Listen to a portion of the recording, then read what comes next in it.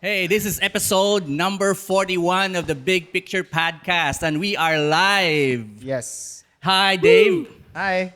Hi, and let me introduce very quickly our guest for today. Our guest for today is an entrepreneur, and he is a marketing and sales expert. He built a business up to 7 figures in just 9 months. Wow. All right, so guys, if you're building a business, you want to build your branding, you want to establish, your business online and even offline, you're listening to the right person. We're gonna ask Kenjie here. Hi, Kenjie. Hello.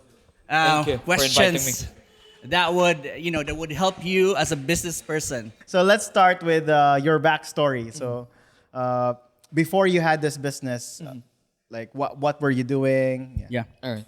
So ideally, I'm from Cebu. So I spent a very long time here. So spent with my relatives on my elementary years. Moved to Argao, southern part of Cebu, during high school. And after high school, never had a chance to go to college. So I decided to move to Mindanao.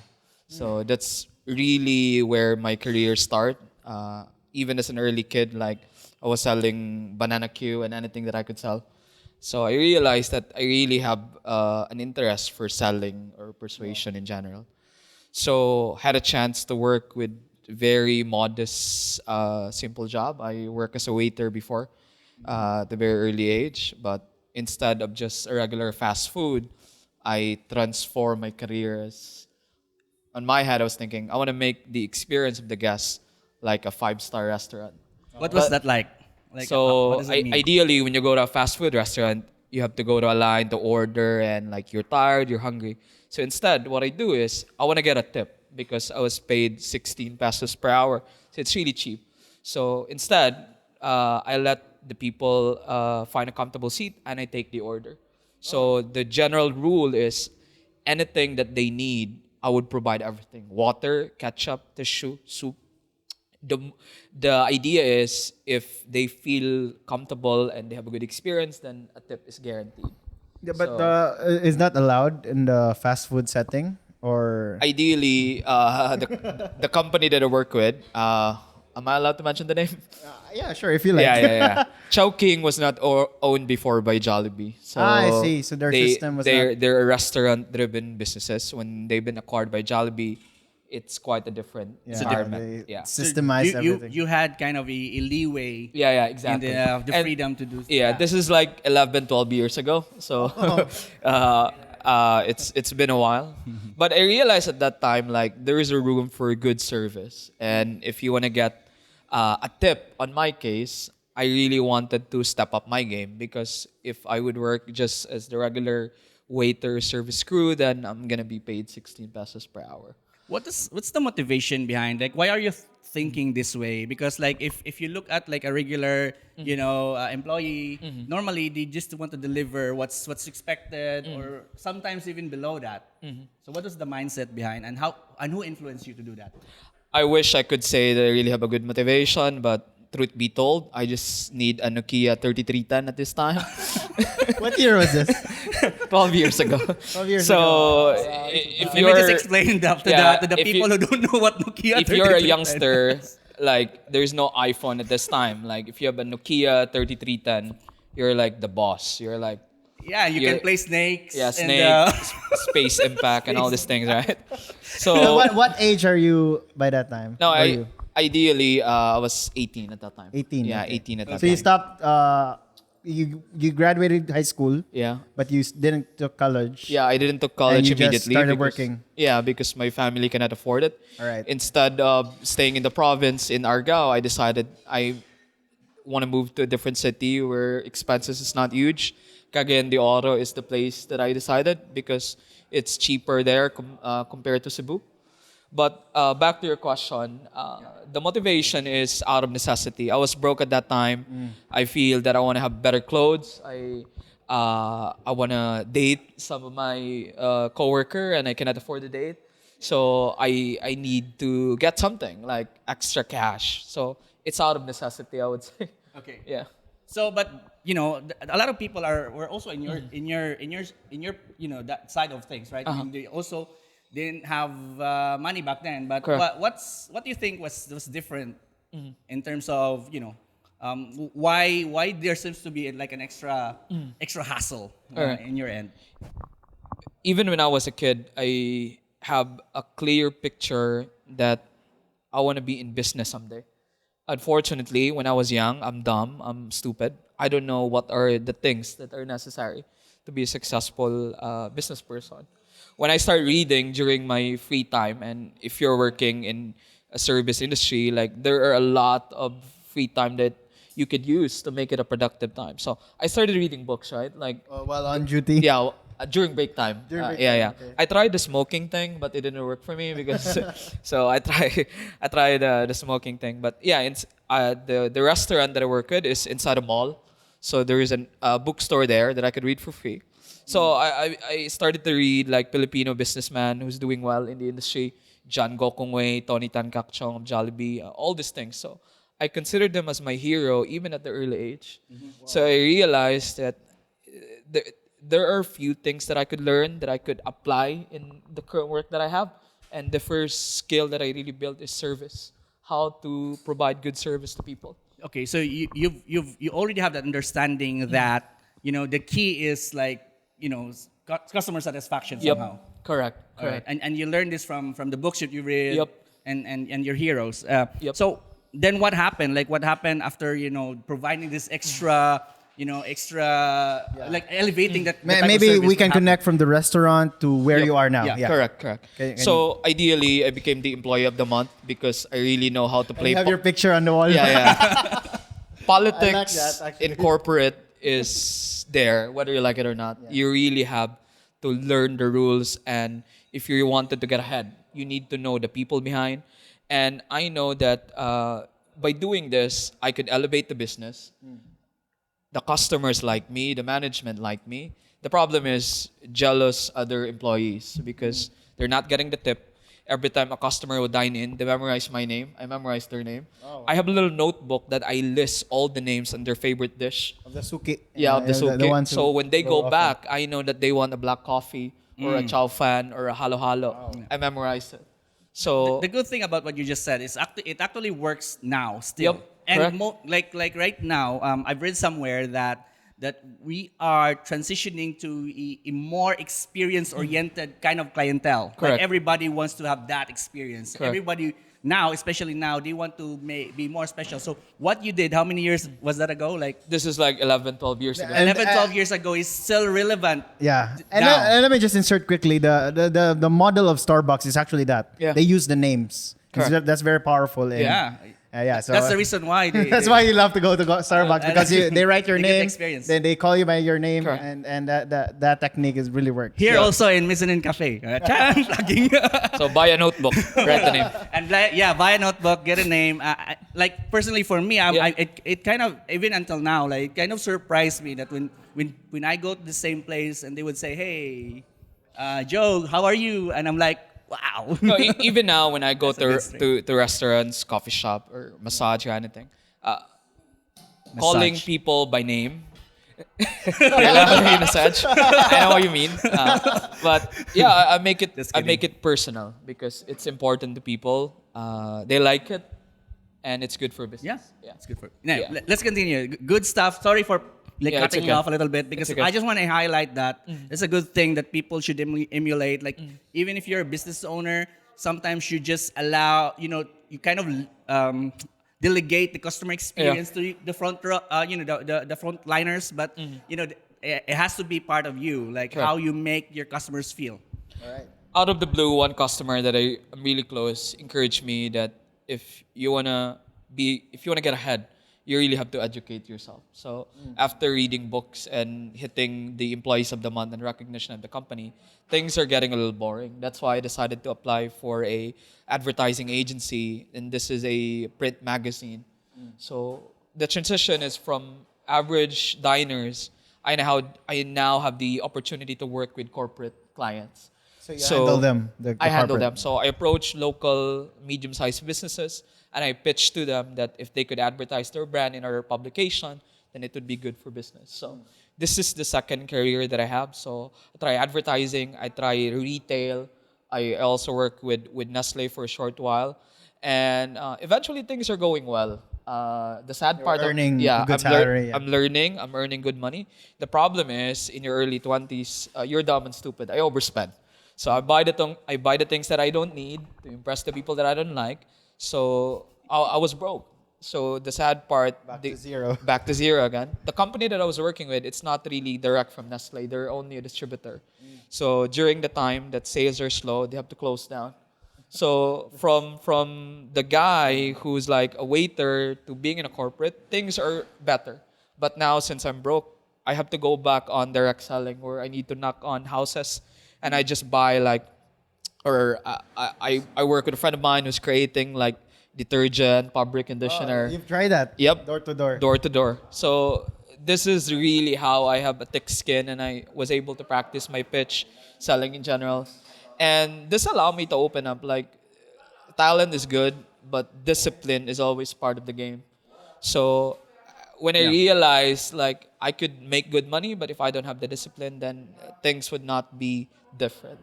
So after working in Mindanao for like 4, 5, 6 years, I decided to move to Cebu again because a friend of mine said that there's an emerging trend for BPO companies.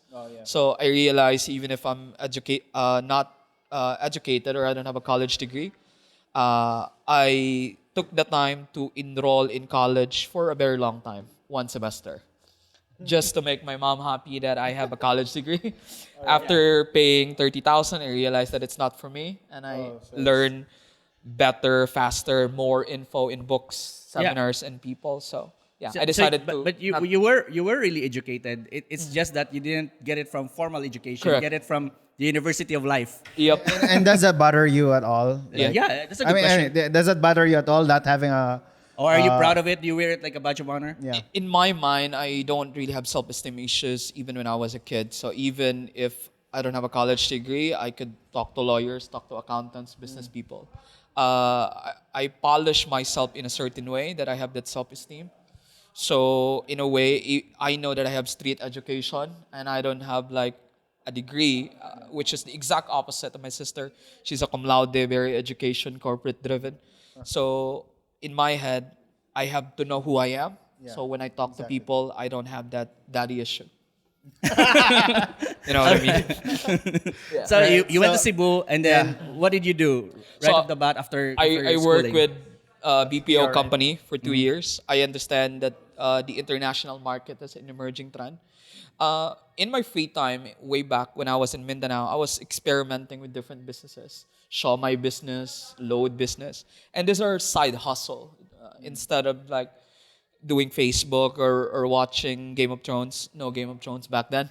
But I want to make my time productive. So that's why I started side hustle. But unfortunately, I'm not good with accounting, management. So it didn't really work out. Yeah. But yeah.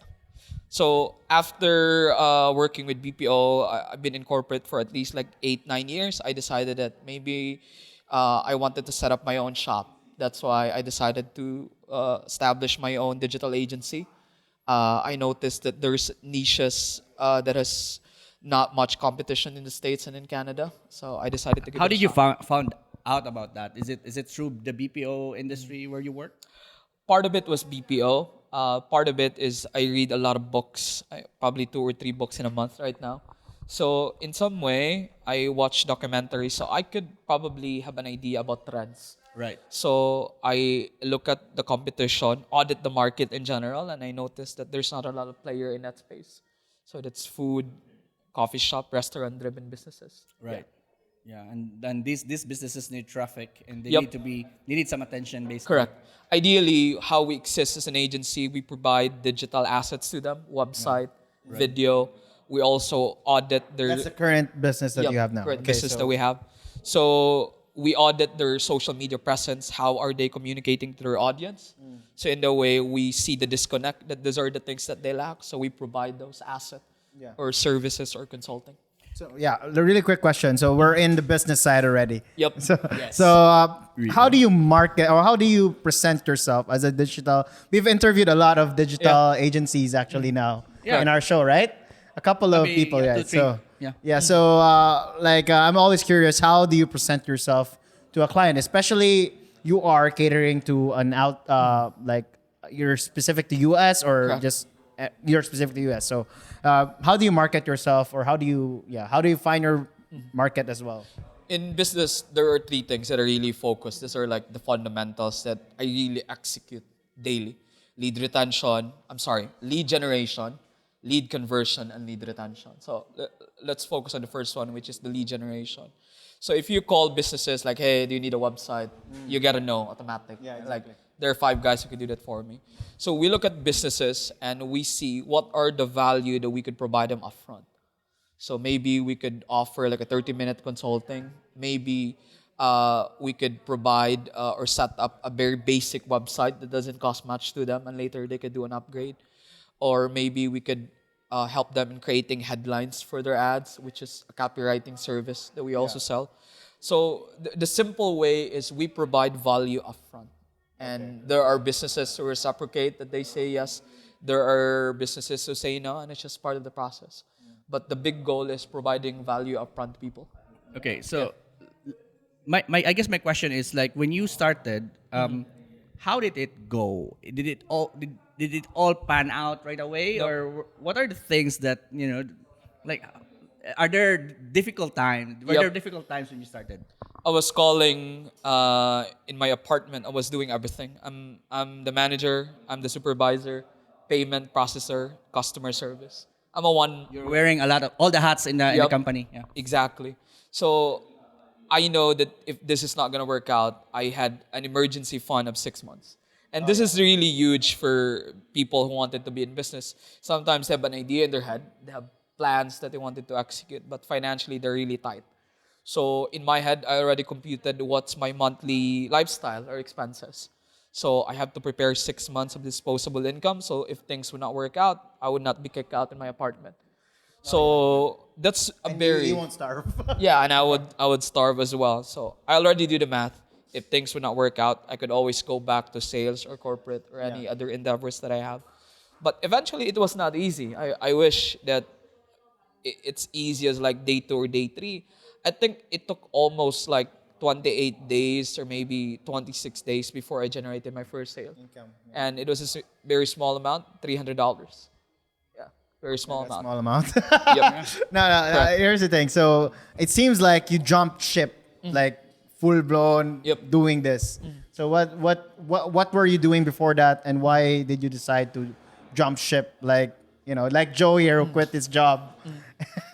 So he did that. Like how can you describe that moment? I would not really say that I jump ship out of like unplanned events. It's really more of a calculated risk.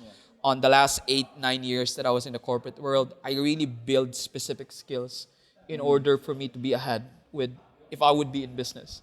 So I know how to network with people. I already researched suppliers or vendors that I could work with. I wanted to make sure that I know basic accounting, legal side. So I befriend lawyers that I could probably work with them cheap or almost free. Free consultation. Yeah, free consultation. So the fundamentals on my 8 years that I was working, there's no such thing as a waste of time or a wrong career. Yeah. Because even if I was in sales or in the service business or advertising, these are all sub skills that I was able to use during the time that I decided to be in business. Yeah, I mean, I'm just smiling because I remember a story from Grant Cardone. I think you got a similar story. Yeah. Because, Grant Cardone also worked in a restaurant before. Yeah. I think that's his story. And he did learning on the side, and finally he got where he is now.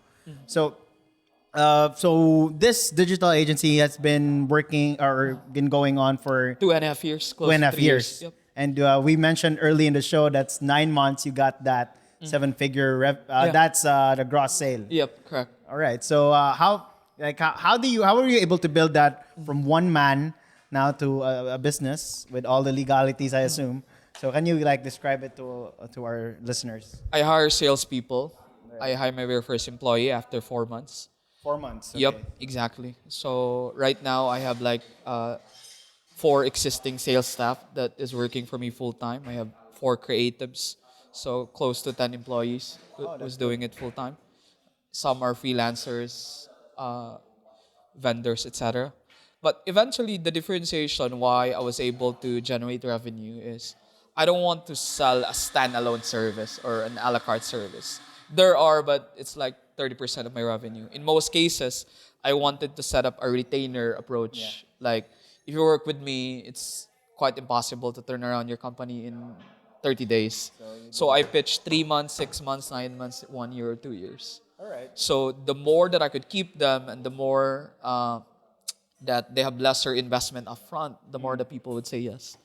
And I tell them directly. Where did you get this pricing model? Did you get it at one time or did you like tweaked? Oh, this one will work for certain client. Like how did you? Honestly, first 3 months, it was pure a la carte services because I need to generate quick because the electricity bill is approaching. Right. And the internet The provider. bills are coming. Yeah. The bills are So coming. there is a joke. Judith, Yeah, Judith. she's looking. Judith is coming. She's looking for me all the time, so I have to make sure that I handle this. So first 3 months, pure a la carte standalone services. When I had enough revenue that I could pay the bills 2 months, 3 months in advance, I decided to sell packages, longer services, more of a mix and match approach, like video plus copywriting plus consulting. So in this way, once you generate revenue, then I'm kind of more flexible at that time. Yeah, so I'm gonna get a little bit technical here. So Yeah. you've mentioned one like plans for 6 months, Yeah. 9 months, and 2 years, right? correct. So I believe that's the lifetime value Yeah. of your customer. Have you Yeah. calculated that, like your cost per acquisition, Yeah. and also your like lifetime value of Correct. your like how Yeah. do you do the math with that? Or rather, how much does it cost you to or marketing on how to get a client? It really depends. Like we launch campaign for lead generation in Google Ads, Facebook, Instagram. So the most expensive is Google probably. Facebook, Instagram is cheaper. So in terms of lifetime value, there are leads that we could keep for 3 months, 6 months to a year. So that's the average. Yeah, that's the average. Ideally, we cannot force people or business owner if they didn't generate anything. But I tell people up front, like, hey, like, I'm not Moses here. I cannot part the Red Sea if you would stick with me for 30 days. So the longer that you could stay, the more that we could work together. And I never sugarcoat things. So if I see that their website looks shitty, then I tell, like, how would you expect that people would buy your coffee if your website is like not attractive? So it's like a guy who's just like very ugly and expecting to date a Victoria's Secret model. So it never works. Yeah. Let me just break down something that you both discussed, no? And Correct. it really depends on who will answer this question. This is a question to both of you now. Can you explain to our audience why it's important to know cost of acquisition, lifetime value? Because a lot of people, and in previous interviews we had with Bani Pajes, for example, he talked about numbers, and these are numbers that are very important, especially if you have a service driven, you're providing a service. So can you talk about like these two concepts? One is cost of acquisition, and two, lifetime value. All right. So ideally, most businesses, you spend a lot of money on ads to generate one customer. So if you only make money once, then that's probably a bad math.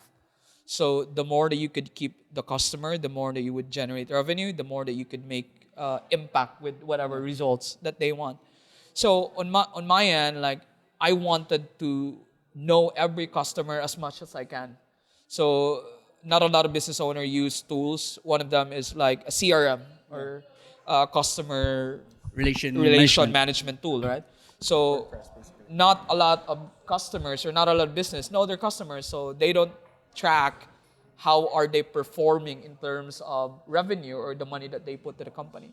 So in terms of lifetime value, I don't really have a specific model on the exact data that I could get on my head. I just wanted to update clients like once or twice a month, at least in average, even if they're not buying with new services. I just want to be on the loop. We add them with different tools that we have. Maybe we could send them a newsletter, or maybe there are other tools that we could keep them on the loop to make sure that they feel that we still care about them. Because And also you're top of mind. Exactly, Right. exactly. We want to be relevant all the time.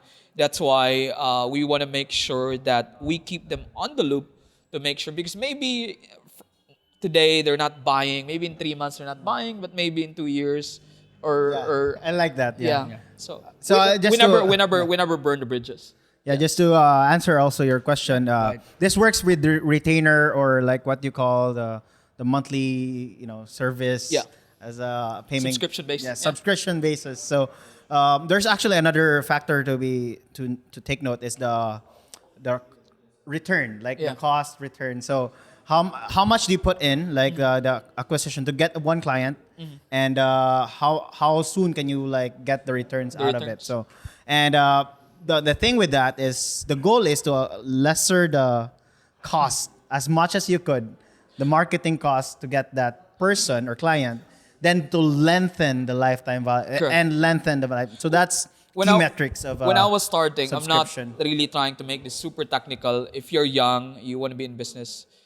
Yeah, the money as long as the money comes in. Yeah, right? yeah. No, the simple precepts why I care about these things is I want to keep them as much as I can. Yeah. So I have tools. Before, I cannot afford a CRM because I don't want to pay $20 a month or $30. I read them on Excel. So if Excel only? yeah, Excel only. So if you're broke and you don't have a lot of capital, it's not an excuse that you cannot care for your customer. So there are always ways to bootstrap. There are always ways to do it cheap. If you don't have an Excel, write it on paper. So Yeah. Yeah. Or Trello. Trello Yeah. is really good. The yeah. reason why I want to share that, because this is very important. A lot of people, especially like for example, if you're selling like insurance Yeah. or they don't track their customers, They- which is yeah. which is sad.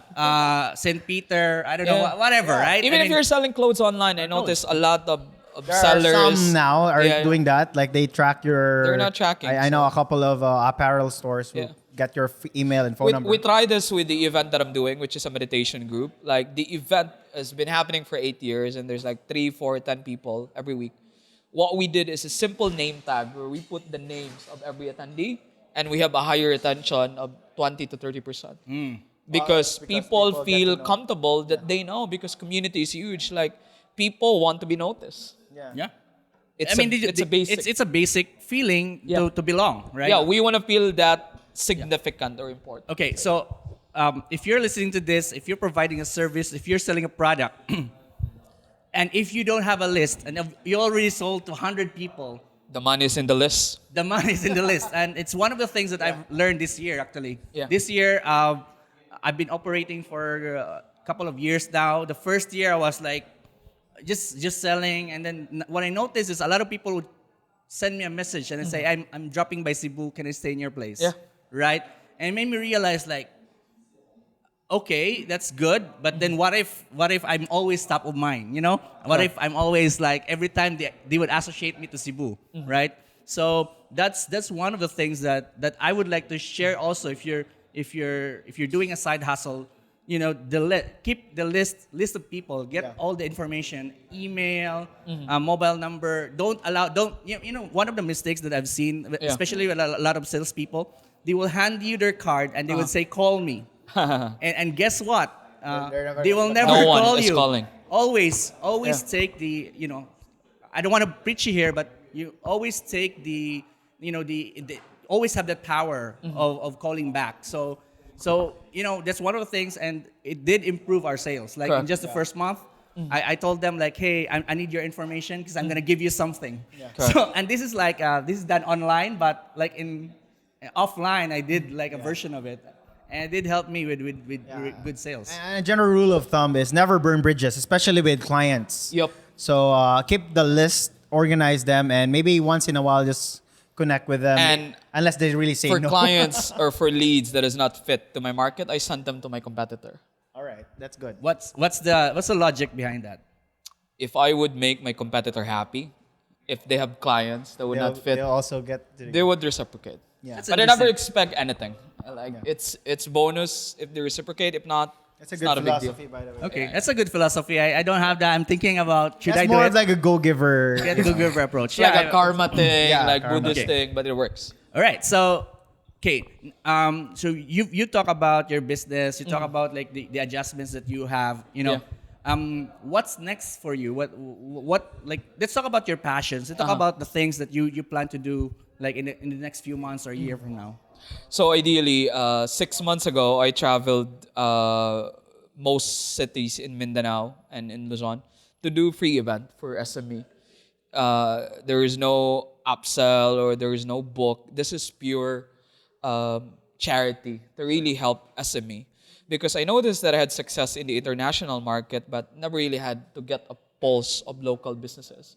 So that's why I decided, like, if I'm this big shot, I need to test this idea if it works here.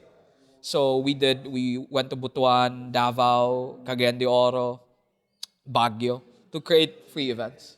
So this is a huge advocacy that we have, and some local businesses we help them with building their brand, developing their sales team, creating their brand persona or asset. So this is huge for me. That's like a one day event, or Yeah, it's a is 1 day meetup? event. Yep, Or- it's a 1 day event where we do one event per city.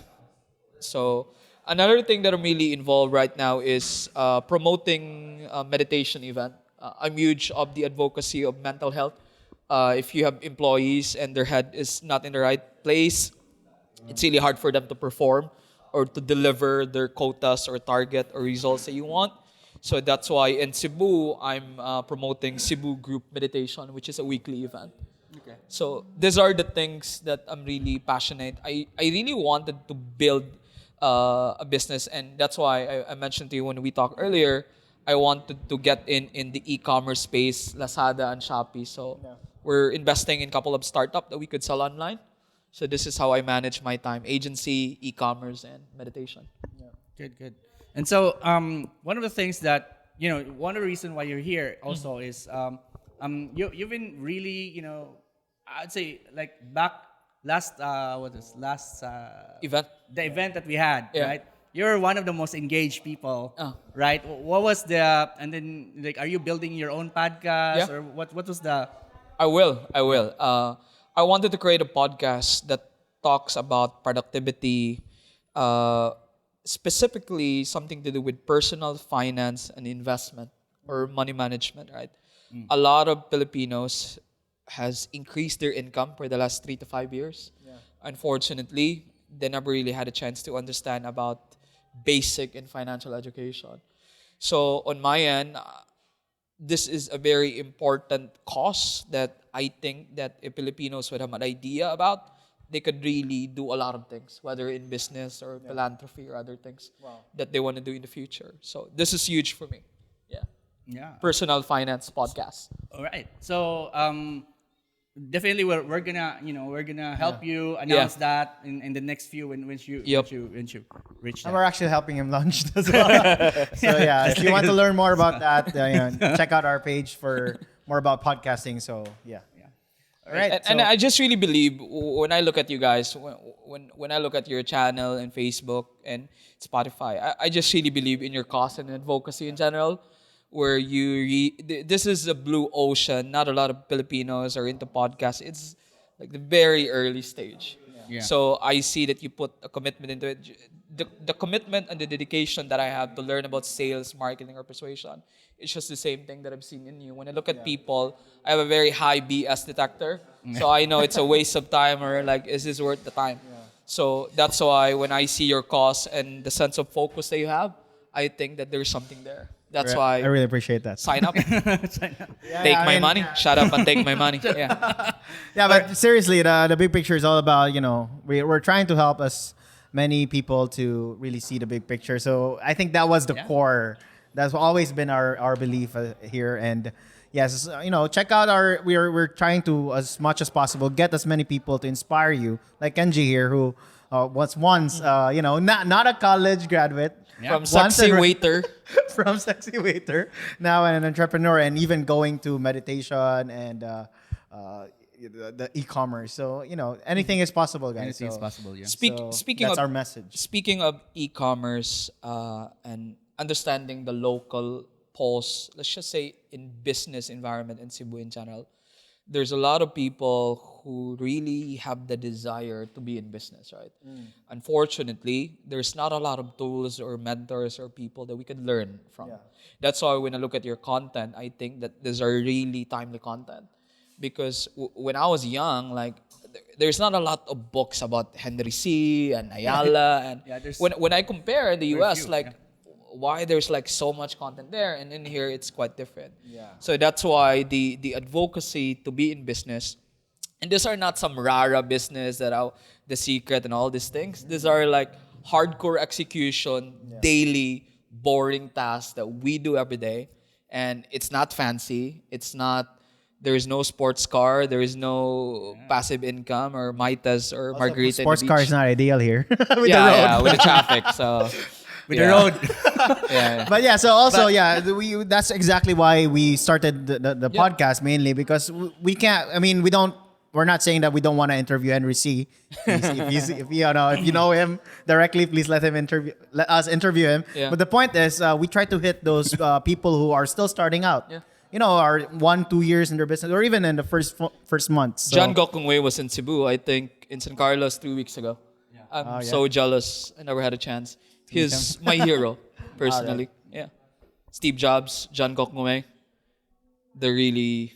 Dan Peña, huge hero for me. Yeah. All right. Some people are asking for my tattoo. I'm wearing a jacket now, but later... You'll show your yeah. Heroes, very personal for me. Their faces? Yeah, faces. Yeah. Oh, Amazing. awesome. Well, That's how. We'll show pictures on our show notes page if he's Alright. willing to share. But that's a really good point because like when Dave and I started this 2 years back, we said like, you know what? There's a lot of people. It's the same thing like what you said. Like there's a lot of people who wants to build a business. They don't have any point of reference. Correct. Like and coaches, mentors are. They're very rare. Like Correct. even up to now, like Dave and I we're still searching for like some Yeah, mentors. our own like a mastermind, our own mentors. Yeah, so Mastermind. One thing that I'm really happy about when I look at people who really build business from scratch and they create content or shows, like it's like thumbs up, big smile, like let's do it. Because when I look at the business landscape with the country that we have or with the city that we have, there's a lot of nonsense entrepreneur who just want to make a quick cash. And this is really bad because people has the wrong expectation that this is how easy a business, 90 days and you're going to be a millionaire. And they don't understand anything about payroll or finance or like how to pay the BIR. And they don't even have a business permit in the first place. Yeah. So that's why when you create events, mastermind, I really believe that this is a noble cause because you're not trying to sugarcoat things. You're not trying to say that, it's an easy road. But you put right there and you tell people directly what you want to be successful, there's a price. Are you willing to pay for it? Exactly. Yeah. There's a work. There's a work involved. Okay. A lot of work. All right. So, Kenjie, we normally close this, this part of the show with the learning from both Dave and I. And as usual, Dave I'm gonna will go start. first. Well, I mean, for me, it's a really nice story that you had there. I think very crucial is, and I'm just gonna put it up front. Kenjie really here is really bugagnaong. He's really confident. I want to make money and I want to do better. I want to do great things, not just good enough. Yeah, and I think that's really important. There are people who are angry or had negative, bad impression for me, and I'm all good. Like I'm not trying to be like. Exactly. I'm not trying to conform. I want to be different. Yeah. And if I piss off people in the process, I'm okay with it. All right, so that's exactly the mentality that I think is very important. I unfriend 3,700 people one by one on Facebook, and I have less never 50 burn bridges. friends. I mean, never burn bridges, man. Yeah. Anyway, so I'm more productive as ever. Best decision that I have. Okay, cool. So that's also one thing you consider. But yeah, basically, confidence is really important in any business, and I think you can go a long way with just that. So that's it for me. And this is coming from an educated person. I'm not good looking. I don't have abs. I'm 5'3". I don't have much. I don't have that like trust fund or anything that I could rely. I don't have rich parents. That's why like what I have is determination. Yeah. What I have is I try super hard and I wanna befriend people with no expectation. I wanna give something to them. I mean, I'm gonna add to my takeaway as well is the hard circumstances, like not being able to your parents not being able to spend to you. It's not an excuse Correct. to be successful. So yeah. Well, one of the things I noticed, you didn't exactly state this, but the way you react to what happened to you, Yeah. right? I mean, you made the most out of it, Correct. right? Like being a waiter, I'm gonna make most out of it. Yeah. I'm assigned to like magazine for marketing. I'm gonna make most out of it, and that's the type of attitude that I think we should all have. Like because there's so much negativity now, right? I mean, people would complain just about anything.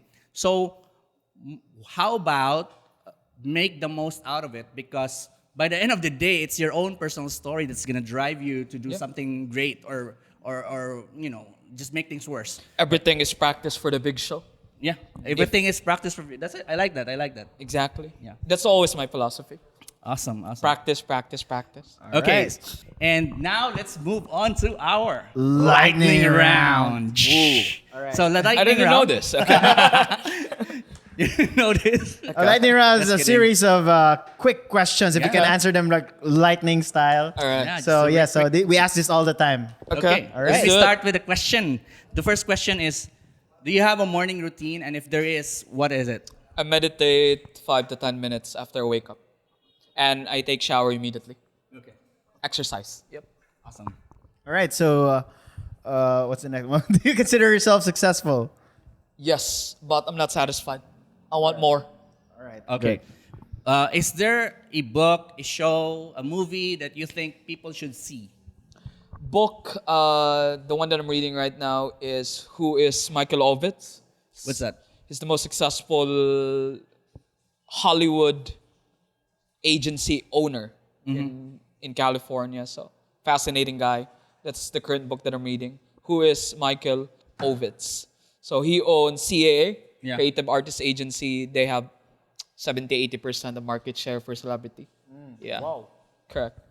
In terms of movie, I didn't really have much time to watch a movie. Show or Yeah, like yeah. Billions. Billions is a good show. Wayne? I guess it's in HBO. series? Yeah, it's a series. Yeah. Attorney versus hedge fund billionaires. So Okay. who will win, the lawmaker or the money man? All right. So yep, it's a great show. Okay. Okay. Next question. Who or what inspires you? What inspires me every day? I think one of the greatest burden of people is unfulfilled potential. Right. When I die, I want to make sure that I try a lot of things. I might fail in the process. I might look stupid, but at least I did something about it. That's why I have a tattoo. The very first tattoo that I have, it says Memento Mori. It means what? remember you will die. Remember your Yeah. Yeah. You remember your mortality. I'm something like gonna do skydiving next year in Bantayan. It's like 20,000. Invite me, man. I'm gonna go. I'm gonna do it. I'm gonna do it. Yeah. Yeah. But yeah, I want to be the best version of myself and in the process help people in the same way.